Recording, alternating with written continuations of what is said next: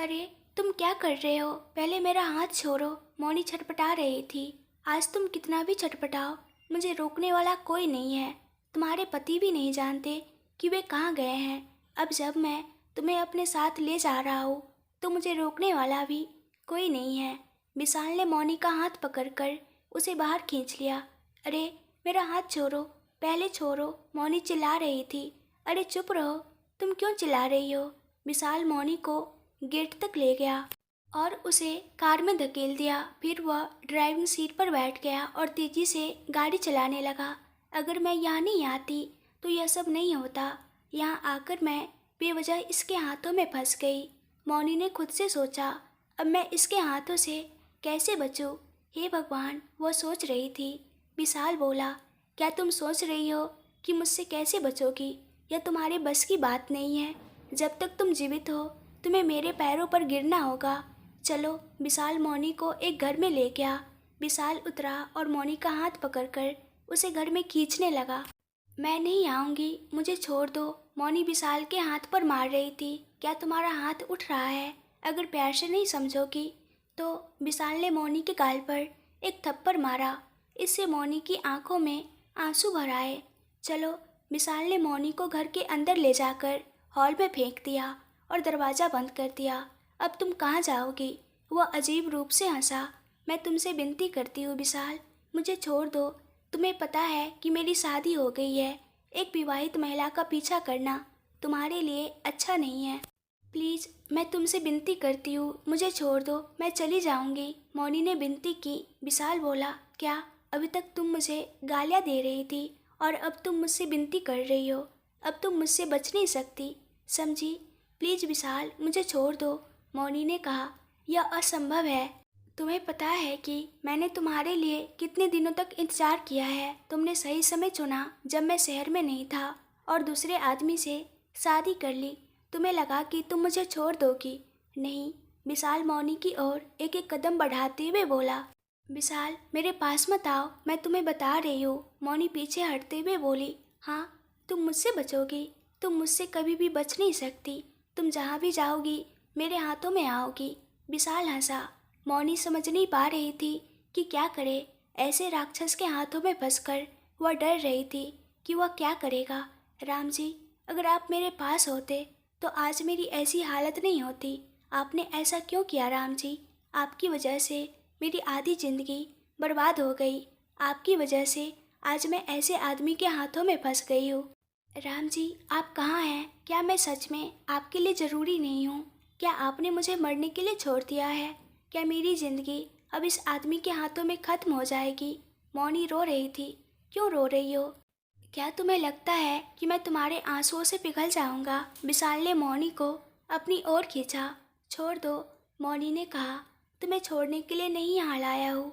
मैं तुम्हें जी भरकर अपना बनाना चाहता हूँ, तभी तो मज़ा आएगा। विशाल ने मौनी की साड़ी का पल्लू पकड़ लिया। मौनी बोली, क्या कर रहे हो? छोड़ दो। मौनी विशाल के हाथों से अपना पल्लू छुड़ाने की पूरी कोशिश कर रही थी। अरे, अब हमें इसकी क्या ज़रूरत है? यह कहते हुए विशाल मौनी का पल्लू पकड़कर उसे बेडरूम तक खींच ले गया। मैं नहीं आऊँगी, मुझे छोड़ दो। मौनी छटपटा रही थी। क्यों नाटक कर रही हो? विशाल मौनी को गले लगाने के लिए आगे बढ़ा, लेकिन पहले से ही अंदाजा लगा चुकी मौनी ने विशाल के हाथ से अपना पल्लू छुड़ा लिया और उसे धक्का देकर दूर कर दिया।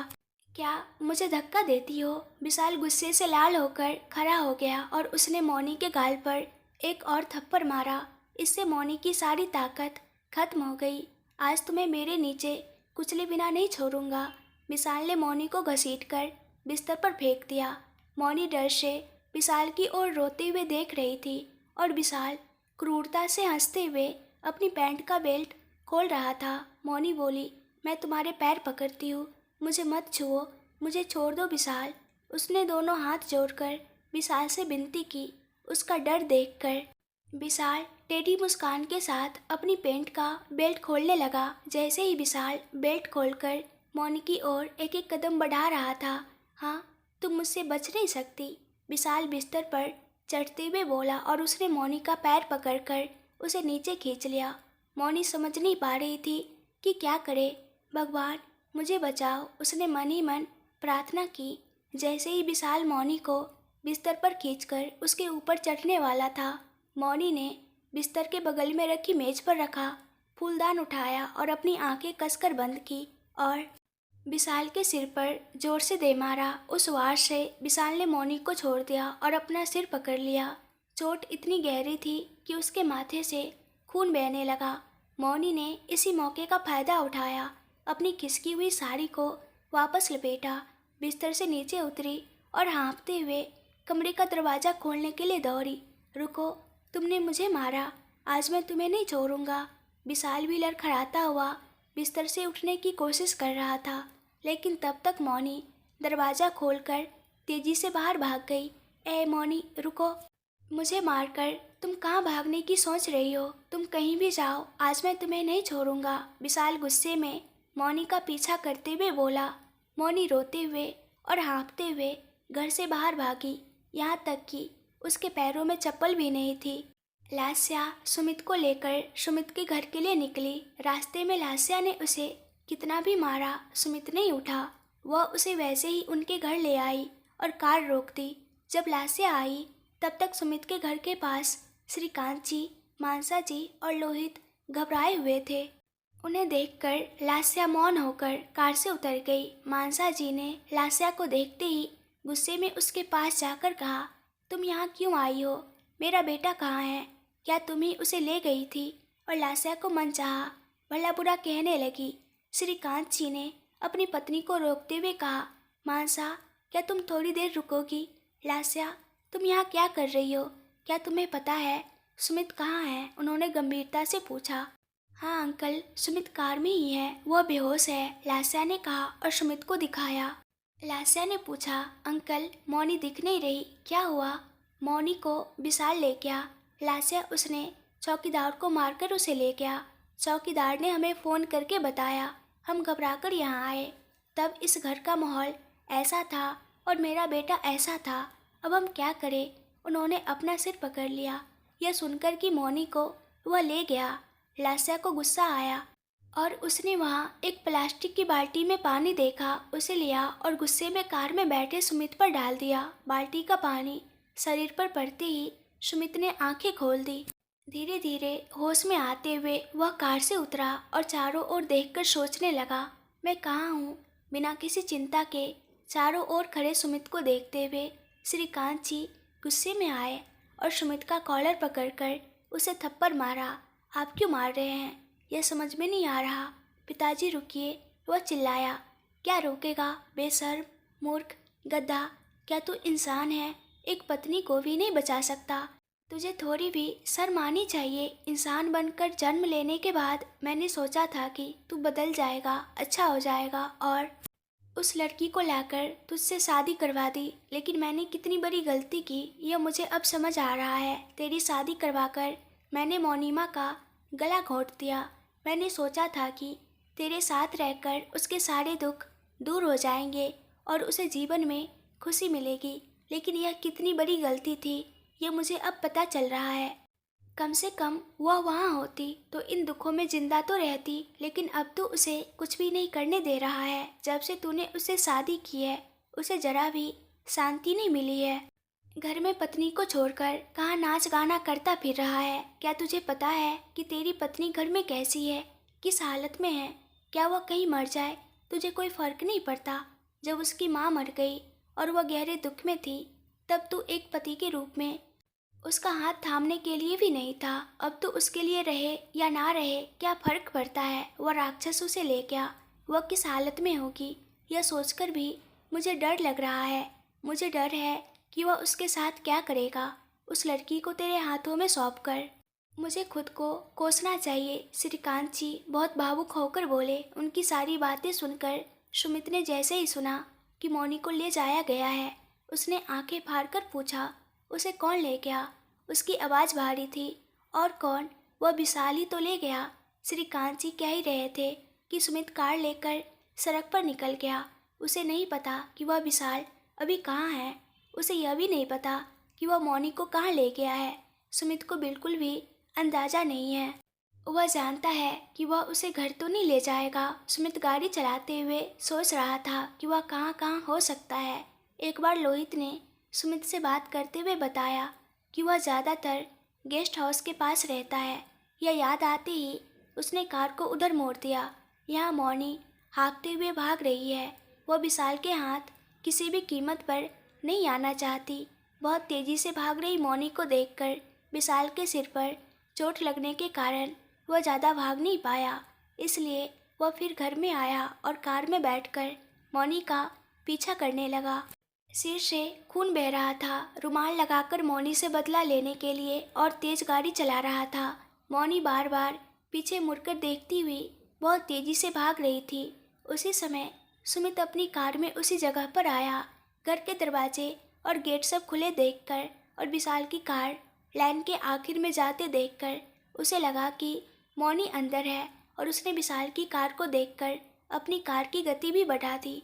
विशाल की कार और सुमित की कार एक के बाद एक मौनी का पीछा कर रही थी। मौनी उन कारों से बचते हुए भागती रही। मौनी बिना थके आधे घंटे से भाग रही थी।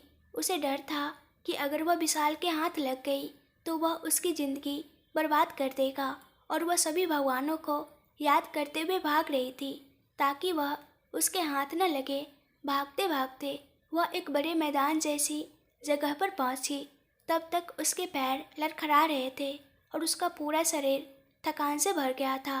तभी विशाल ने अपनी कार सुमित के कार से आगे निकाली और मौनी को देखा। मौनी को उस हालत में देखकर सुमित का दिल टूट गया। उसे समझ आ गया कि उसकी इस हालत का कारण वही है।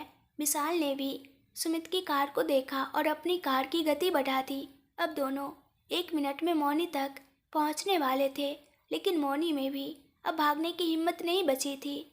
वह हाँफते हुए गिरने ही वाली थी। उसी पल एक सफ़ेद कार मौनी के सामने आकर रुकी। उसमें से एक अधेड़ उम्र के व्यक्ति और एक युवक जल्दी से उतरे और दोनों ने मौनी को गिरने से पहले ही अपनी बाहों में उठा लिया। मौनी लगभग बेहोश होने वाली थी। गिरने से बचने के बाद उसने अपनी आंखें जोर से बंद करके खोली और देखने लगी कि उसे किसने पकड़ा है। युवक घबराकर मौनी के गालों को थपथपाते हुए कह रहा था, मौनी उठो, मुझे देखो। विशाल और सुमित ने भी अपनी कारें रोकी और उतरकर देखने लगे कि वे कौन है। युवक के बगल में खड़े व्यक्ति ने भी मौनी को पुकारा। उस पुकार पर मौनी ने अपनी आंखें और जोर से खोली और उन दोनों को देखा और युवक के चेहरे पर हाथ रखते हुए कहा, भैया। हाँ मौनी, मैं तुम्हारा भाई हूँ, उठो। उन दोनों को देखने के बाद मौनी का डर गायब हो गया। उसे लगा अब उसे कुछ नहीं होगा। बड़े पापा, मौनी ने उन्हें देखकर कहा, हाँ बेटी, मैं ही हूँ, मेरे सोने जैसी बच्ची। तुम्हें किस हालत में देखना पड़ रहा है। उन्होंने मौनी को देखकर आंखों में आंसू भर लिए।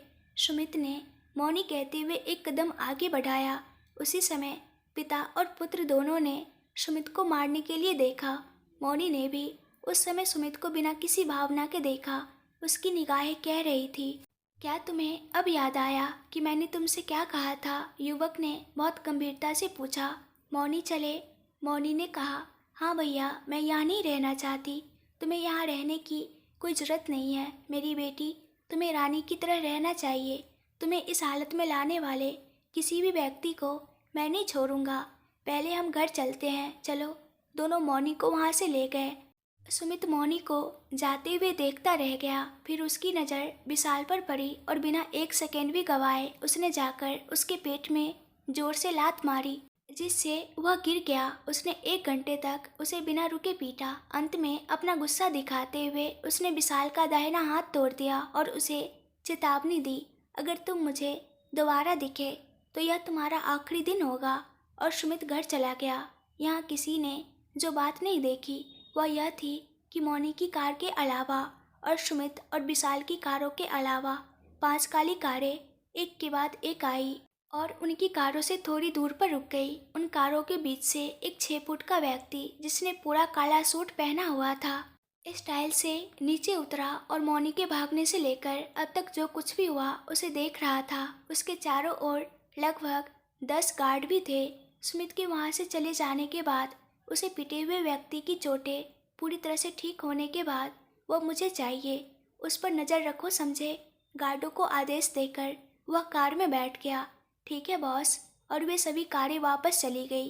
विशाल को सुमित ने पीटा। यह बात सुरेश राजीव को बहुत देर से पता चली। वे दोनों उस जगह पर आए जहां वह था और उसे वहां से अस्पताल में भर्ती कराया। अकेले आ रहे सुमित को देखकर मानसा जी उसके सामने गई और पूछा, मौनी कहाँ है सुमित?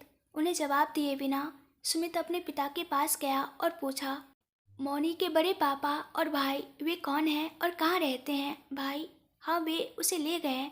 ठीक है, मैं पता लगाता हूँ कि वे कौन हैं और कहाँ रहते हैं। श्रीकांत जी ने किसी को फ़ोन करते हुए वहाँ से बाहर चले गए।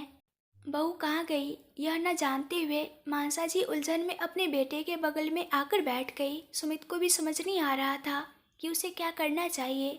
लोहित अपने भाई के बगल में आकर बैठा और सुमित का हाथ पकड़कर पूछा, भैया तुम कहाँ चले गए थे? भाभी की माँ का निधन हो गया, क्या तुम्हें यह भी नहीं पता? इन सब बातों का सुमित ने मौन रहकर जवाब दिया। अब वह कुछ भी बोलने की स्थिति में नहीं है। यह कहकर उसने अपनी माँ को वही छोड़ दिया और लोहित ने कहा, माँ मैं ऑफिस जा रहा हूँ और चला गया। अब सुमित और श्रीकांत जी ऑफिस जाने की स्थिति में नहीं थे, इसलिए सारा भार लोहित पर आ गया। लोहित सारे काम खुद ही देख रहा था। सबसे पहले लोहित सुमित के ऑफिस गया और वहाँ का सारा काम पूरा करके वापस अपने ऑफिस चला गया। उसके आते ही दिव्या उसके कैबिन में आई। ओए बेबी, तुम कहाँ गायब हो गए थे? एक हफ्ते से ठीक से ऑफिस नहीं आ रहे हो। फ़ोन करो तो मेरा कॉल नहीं उठाते हो। मैंने कितने मैसेज किए देखे, कम से कम एक का तो जवाब दिया होता। वह गंभीर हो गई। लोहित दिव्या की बातों पर ध्यान दिए बिना अपने कामों में गंभीर रहा। अरे मैं यहाँ बात कर रही हूँ और तुम अपना काम कर रहे हो। तुम्हें समझ में नहीं आ रहा कि यहाँ एक इंसान है? दिव्या चिल्लाई। फिर भी लोहित चुप रहा। दिव्या को गुस्सा आ गया कि लोहित उससे बात नहीं कर रहा है। वह उसके सामने गई और कुर्सी को किनारे करके पूछा, क्या है? मैं बात कर रही हूँ और तुम मेरी तरफ देख भी नहीं रहे हो। बस लोहित अपना गुस्सा रोक नहीं पाया और दिव्या के गाल पर जोर से थप्पड़ मारा। क्या है? चुप रहने पर सिर पर चढ़ रही हो? तुम हो कौन? मैंने तुम्हें प्यार करने के लिए कहा क्या? तुम मेरे पीछे पड़ोगी? क्या मैं कोई बेकार आदमी हूँ? चलो ठीक है, कहकर चुप रहने पर तुम दिन ब दिन बढ़ती जा रही हो। अगर तुम मुझे दोबारा दिखी तो तुम्हें पता भी नहीं चलेगा कि मैं क्या करूँगा। पहले यहाँ से निकलो, लोहित ने बहुत गंभीरता से कहा। लोहित के थप्पड़ से दिव्या ने अपना गाल पकड़ा और रोते हुए लोहित की ओर देखा और कहा, तुम मुझसे ऐसे क्यों बात कर रहे हो और मुझे रुला रहे हो? तुम्हें मेरी ज़रूरत नहीं है, लेकिन मुझे तुम्हारी ज़रूरत है। I love you. मैं तुम्हें और कैसे बताऊँ? तुम मेरी मोहब्बत कैसे समझोगे? ठीक है, मैं अपने गांव जा रही हूँ। मैं तुम्हें यह बताने आई थी, लेकिन तुमने मुझे थप्पड़ मारा। कोई बात नहीं, तुम नहीं तो कौन मारेगा मुझे? तुम कुछ भी करो, मैं पागल हूँ।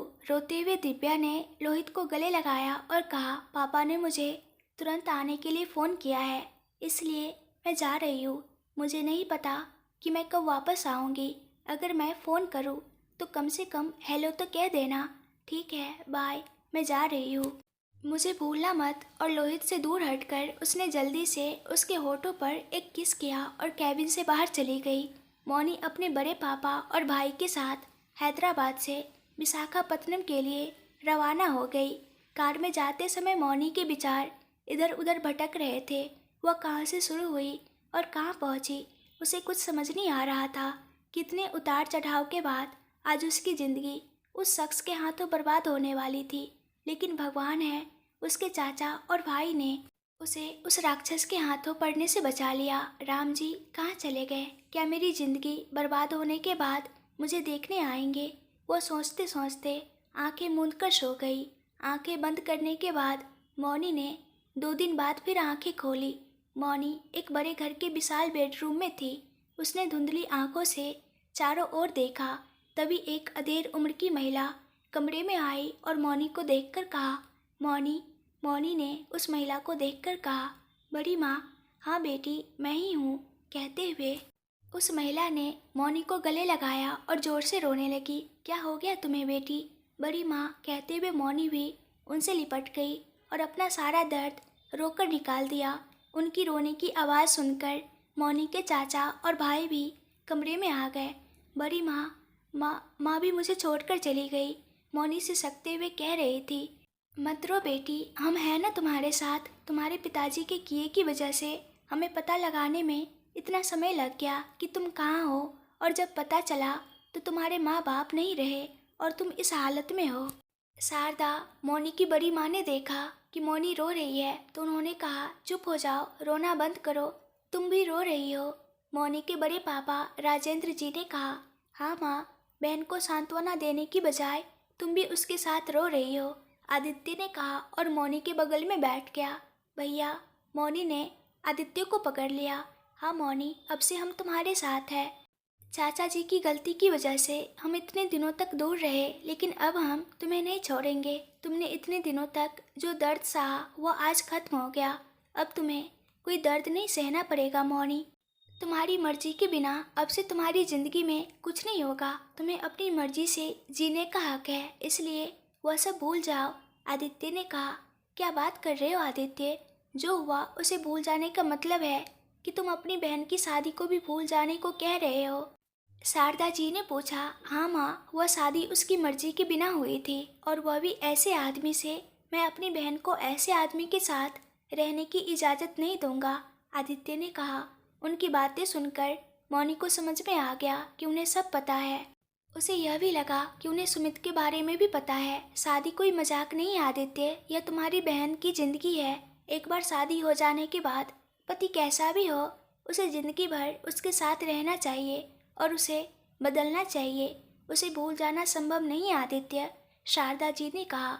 आदित्य बोला, जब मैं कह रहा हूँ कि मुझे वह आदमी अपनी बहन के लिए नहीं चाहिए, तो आप कह रही है कि हमें उसे बदलना चाहिए और अच्छा बनाना चाहिए माँ। आदित्य, यह तय करना तुम्हारा या तुम्हारी माँ का काम नहीं है। यह तुम्हारी बहन का फैसला है, इसलिए उसे अपनी पसंद के हिसाब से जीने दो। हमें उसकी पसंद के खिलाफ कुछ भी नहीं कहना चाहिए, समझे? राजेंद्र जी ने कहा। राजेंद्र जी की बातें सुनकर माँ और बेटा दोनों चुप हो गए। वो मौनी के पास आए और बोले, बेटी, यहाँ तुम्हारी मर्जी के खिलाफ कुछ नहीं होगा, लेकिन अभी कुछ मत सोचो। तुम्हारी तबीयत ठीक नहीं है बेटी। जब से हम आए हैं तुमने आज ही आंखें खोली है। 2 दिन बाद तुम्हें अभी थोड़ा बुखार कम हुआ है। हम तुमसे अभी कोई फैसला लेने के लिए नहीं कह रहे हैं, हम बाद में सब बात करेंगे। तुम बस शांत रहो बेटी। अब से तुम्हारे साथ हम सब हैं। यह मत भूलो, यह मत सोचो कि तुम अकेली हो। उनकी बातों से मौनी का दुख उमड़ पड़ा। इतने दिनों तक वह दुखी थी कि उसका कोई नहीं है, लेकिन अब उन सभी को देखकर उसे बहुत खुशी हो रही है। मौनी ने राजेंद्र जी का हाथ पकड़कर कहा, बड़े पापा, आप इतने दिनों तक कहाँ थे? आप कहाँ चले गए थे? मुझे पता है, मैंने बहुत दिनों तक आपका इंतजार किया, लेकिन आप में से कोई भी मेरे पास नहीं आया। आपको पता है, उन नीचों ने माँ और पिताजी दोनों को मार डाला। मौनी ने रोते हुए कहा। राजेंद्र जी ने मौनी के सिर पर हाथ फेरा और उसे शांत करते हुए कहा, बेटी, मुझे सब पता है, मुझे सब पता चला, इसलिए मैं तुम्हारे पास आया। लेकिन जब तक मैं आया तब तक सब कुछ गलत हो चुका था। मैंने सोचा था कि इतने दिनों तक वे जहाँ भी रहे सुखी और खुश रहे होंगे, लेकिन मेरे भाई के साथ ऐसा हुआ, मैंने सपने में भी नहीं सोचा था। अपने भाई की मौत को याद करके राजेंद्र जी भी भावुक हो गए। राजेंद्र जी और शारदा जी ने गोविंद जी को कितना भी समझाया था, पर उसने उनकी एक न सुनी। वह हैदराबाद पहुंचा और रूपा के भाई सुरेश और राजीव की नज़र में पड़ गया। वहाँ उसने अपनी जान गंवा दी। रूपा ने भी अपनी जान गंवा दी और मौनी की हालत यहाँ तक पहुँच गई।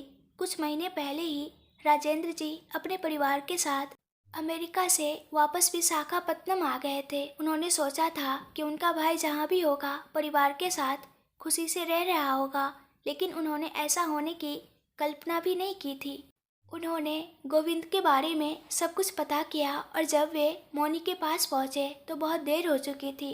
राजेंद्र जी को मौनी की शादी और विशाल द्वारा उसका पीछा करने के बारे में सब कुछ पता चला। इधर मौनी अभी भी रो रही थी, तो आदित्य ने अपनी बहन को गले लगाया और कहा, मौनी, तुम और कितना रोओगी बच्ची? अब मैं तुम्हारे साथ हूँ ना। जब तक यह भाई तुम्हारे साथ है, मैं तुम पर कोई मुसीबत नहीं आने दूंगा। आदित्य ने मौनी को शांत कराया। इतने दुखों के बीच सभी की बातों ने मौनी को थोड़ी हिम्मत दी। तुम 2 दिनों से होश में नहीं थी बच्ची, बुखार के कारण। राजेंद्र जी ने कहा, उठो और फ्रेश हो जाओ, कुछ खा लो। मौनी ने कहा, ठीक है बड़े पापा, और शारदा की मदद से वॉशरूम तक गई। शारदा ने कहा, बच्ची मौनी, तुम्हें जो कुछ भी चाहिए वह वहाँ है। मैंने ड्रेसिंग रूम में तुम्हारे लिए कपड़े भी लाकर रख दिए हैं। और वह बाहर चली गई। शारदा जी ने फिर से आंसू बहाते हुए कहा, बचपन में वो छोटी छोटी फ्रॉक पहनकर बड़ी माँ बड़े पापा कहती हुई हमारे चारों ओर घूमती थी, और अब उस बच्ची पर इतनी मुसीबतें आ गई। शारदा, तुम उसे चुप कराने के बजाय खुद रो रही हो। तुम्हें देखकर वह भी सब याद करके दुखी हो जाएगी। थोड़ा हिम्मत रखो। राजेंद्र जी ने कहा, ठीक है। उसने अपने आंसू पोंछे। मौनी के फ्रेश होने तक उसके लिए कुछ खाने को लाओ माँ, आदित्य ने कहा। ठीक है, मैं अभी लाती हूँ। शारदा जी रसोई में चली गई। मौनी ने शावर चालू किया और गर्म पानी को अपने ऊपर गिरने दिया। वह अपनी सोच में खो गई। राम कहाँ है? उसने सबसे पहले सुमित को याद किया। मेरी यात्रा कहाँ से शुरू हुई और फिर यहाँ आकर खत्म हुई, और यहाँ से यह कहाँ जाएगी? सोचते हुए उसने अपना स्नान पूरा किया और आरामदायक चूड़ीदार पहनकर बाहर आई। मौनी के आते ही शारदा जी उसके लिए इडली लेकर आई और खुद उसे खिलाने लगी। बच्ची, 20 साल हो गए मैंने तुम्हें अपने हाथों से खाना खिलाया था। कहते हुए उन्होंने मौनी को पूरा खाना खिलाया और उसके हाथ में जूस का गिलास दिया। उसने वह भी पी लिया। फिर आदित्य ने मौनी के हाथ में गोलियां रखी और उन्हें लेने को कहा। अरे भैया प्लीज नहीं, ये कड़वी है। उसने अपना चेहरा बनाया।